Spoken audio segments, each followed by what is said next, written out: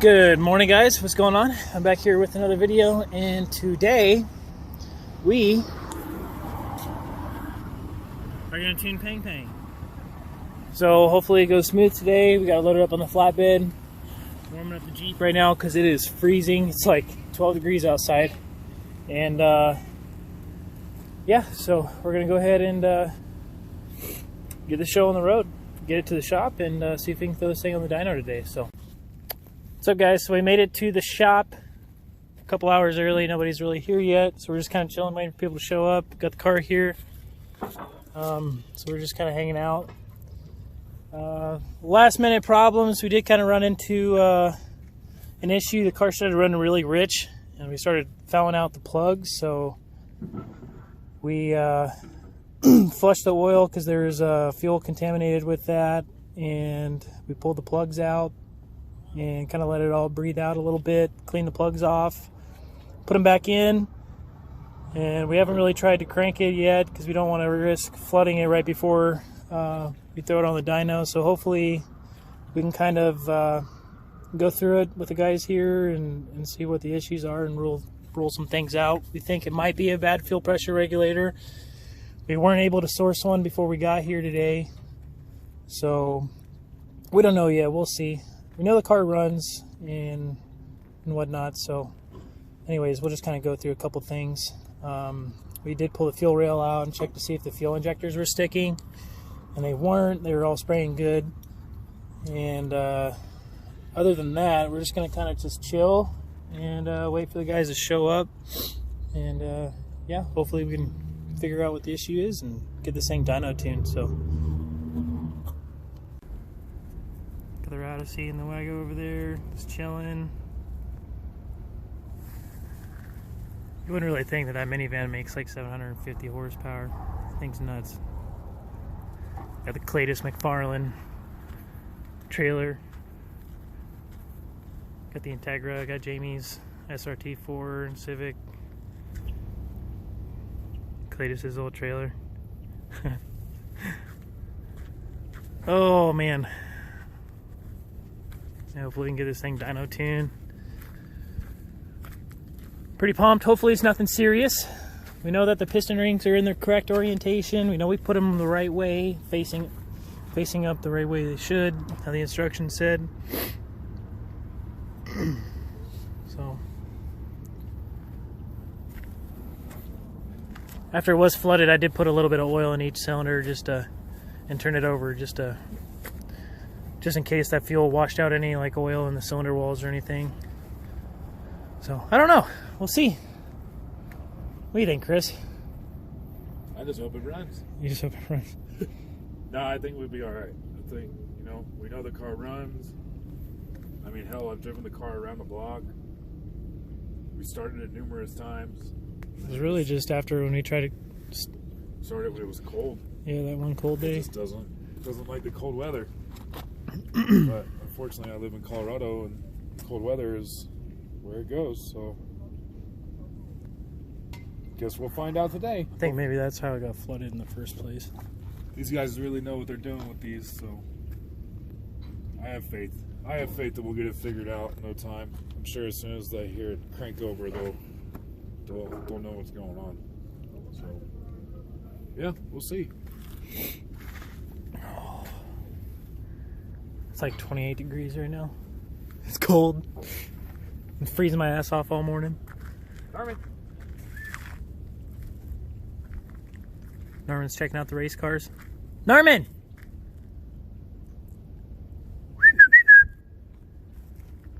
That little bitch. Norman! What are you doing, motherfucker? We pulled up in the parking lot today. We found all this stuff scattered all across the parking lot. There was like an O2 bung chilling. There was Haltech boost control solenoid, some plugs. So I'm sure somebody's looking for this. I'm not going to show you guys the name and address on the package, but it's got somebody's name on it. So when they get here, I'm sure they'll be pretty happy to find out where their missing parts went. I'm sure someone's looking for it somewhere. But anyways, I guess we'll just kind of keep chilling and wait till somebody shows up. We are like 3 hours early. I mean, we had to get the car flatbedded over here with AAA, so, which you guys saw that in the intro, but yep.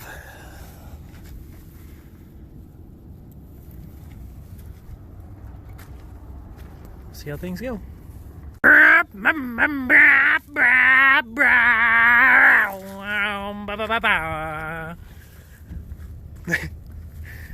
We doing pulls already? It's kind of obnoxious, but race car dog.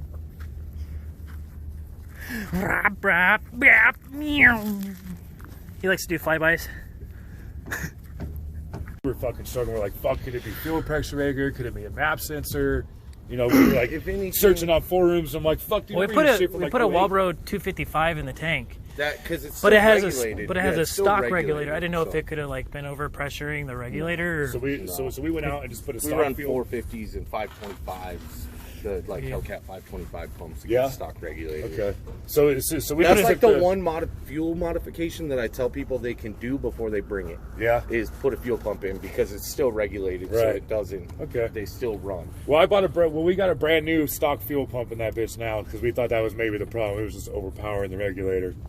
So I mean, other than that, dude, I mean, it runs fucking great. I mean, like I said, dude, we have a video ran of great. First startup, and it ran great. It ran, you know, and now it just doesn't do.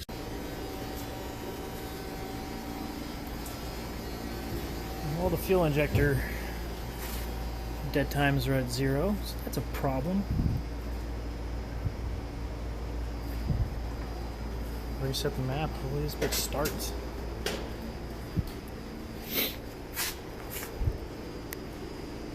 Alright, so we figured out the issue why the car wasn't starting. Turns out that when we redid the timing belt and everything, we put on a hydraulic tensioner.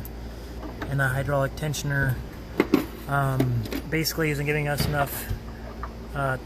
Look how much slack is on the belt, so it's not tensioning it enough. We think whenever we were cranking it on the cold, the belt could have jumped a couple teeth. And if you look here on the cam gears, they're 180 from each other exactly. So the intake valves are open. And then the spark plugs are igniting the fuel is what causing it to backfire out of the intake manifold. So what we're going to do is we're going to do an F-Series manual tensioner real quick, and then retime the motor, and then hopefully that manual tensioner it should put more tension on the belt, and then we should be good. So we're going to rip the bumper off, rip the timing cover off real quick, and hopefully we can throw that tensioner on real quick, and then retime it. Should fire right up.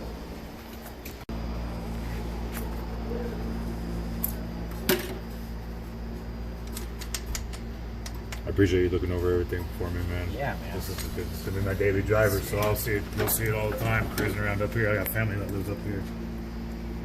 Yeah, that was good.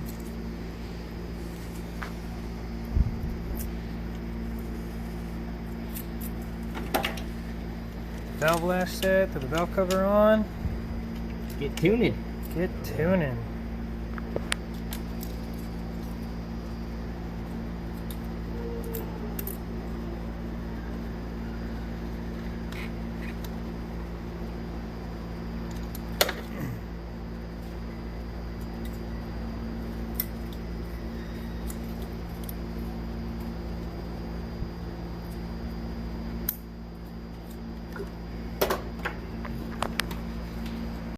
Alright, Chris, what was the issue? Timing jumped. Tensioner pulley was fucked up. Had to put. That little sleeve that goes behind the pulley allows it to move. There's a sleeve that fits behind. To apply tension. Either pulley that applies tension and allows your timing belt to flex. And yeah, that one fucking wasn't in there. So anyways, we retimed it, put that sleeve back on it, and we set the valve lash real quick. We'll start this thing up and get to tuning. Yee yee. Alright, so after getting all the timing set, we started leaking some coolant right there underneath the coolant neck. So we went ahead and we changed the O-ring between the water pipe and there. Kind of burning off a little bit of coolant, probably leaked on the exhaust, but it seems to have went away. So let this thing warm up and then make some tugs on it.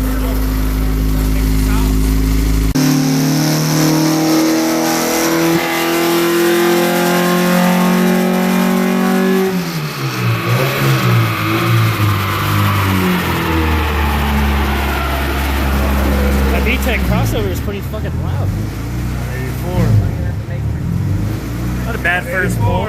First pull.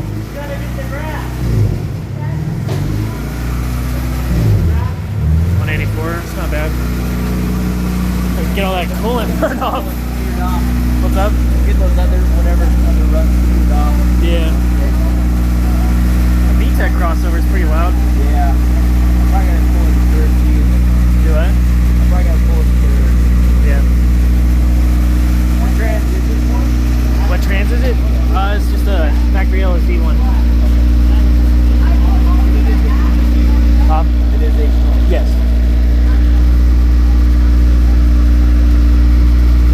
What tranny is it? Isn't it? 8. I don't know. LSD? I think it's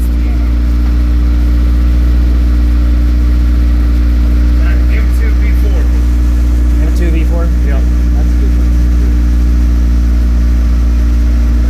Get all that damn coolant burn off. I'm getting high on coolant fumes.